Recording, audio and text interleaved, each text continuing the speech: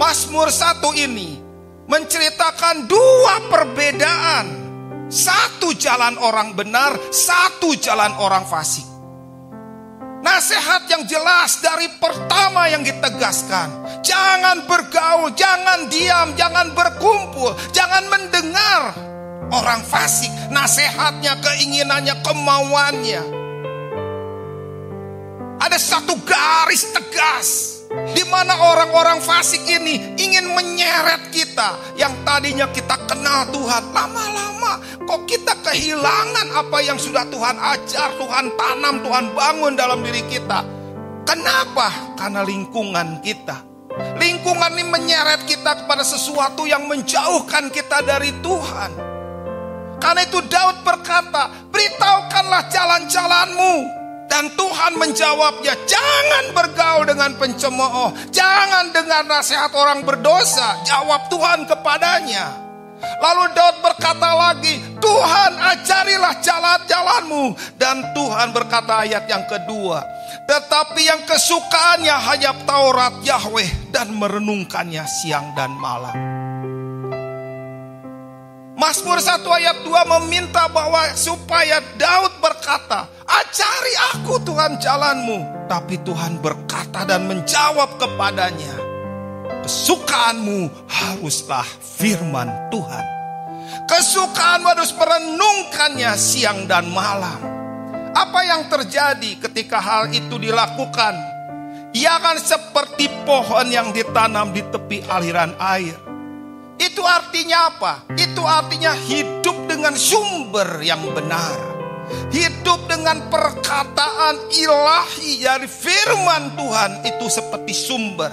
Akar-akar pohon yang tumbuh di tepi aliran air itu akan membuatnya dia bertumbuh. Daun-daunnya tumbuh, akar-akarnya terus menyedot air, menyerap sumber makanan. Dan pohon itu tumbuh, pohon itu meninggi, membesar.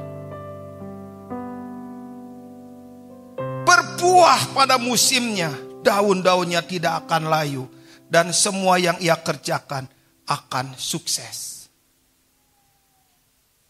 Daud bertanya, beritahukanlah, ajarkanlah. Dan Tuhan berkata, kamu akan seperti pohon cirinya kalau kamu pengen tahu hidup di jalan Tuhan. Mazmur 1 ayat 4. Demikian, tidak demikian dengan orang fasik. Kebalikannya dengan orang fasik. Mereka seperti sekam yang ditiup angin. Kosong, gak berisi, gak punya bobot. Hatinya kering. Ketika dalam penyembahan seperti ini, harusnya orang makin tenggelam dalam hadirat Tuhan.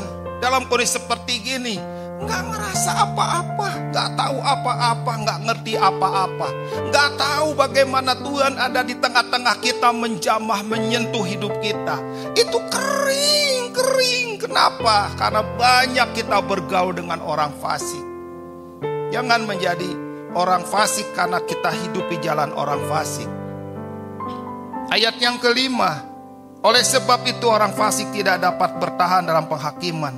Demikian juga orang-orang berdosa dalam kumpulan orang benar. Ini artinya apa? Ini artinya nilai-nilai dalam komunitas. Orang fasik gak bisa hidup dalam komunitas orang yang benar. Ayat yang kelima, tuntunlah aku dalam kebenaranmu, dan ajarlah aku, karena engkau adalah Elohim keselamatanku. Aku menantikan engkau sepanjang hari. Bagaimana kita bisa tahu jalan Tuhan? Daud bertanya kepada Tuhan, tuntunlah aku dalam kebenaranmu. Kata kunci ini adalah kata kunci yang mengajar kita umat Tuhan yang dikasihi Tuhan untuk mengerti bahwa mengerti jalan Tuhan, diberitahu jalan Tuhan, diajarkan, diarahkan oleh Tuhan. Itu dimulai dari mana? Dari ayat ini. Tuntunlah aku dalam kebenaranmu. Itu artinya apa? Itu artinya kebenaran itu dari mana? Dari firman Tuhan, dari pewahyuan,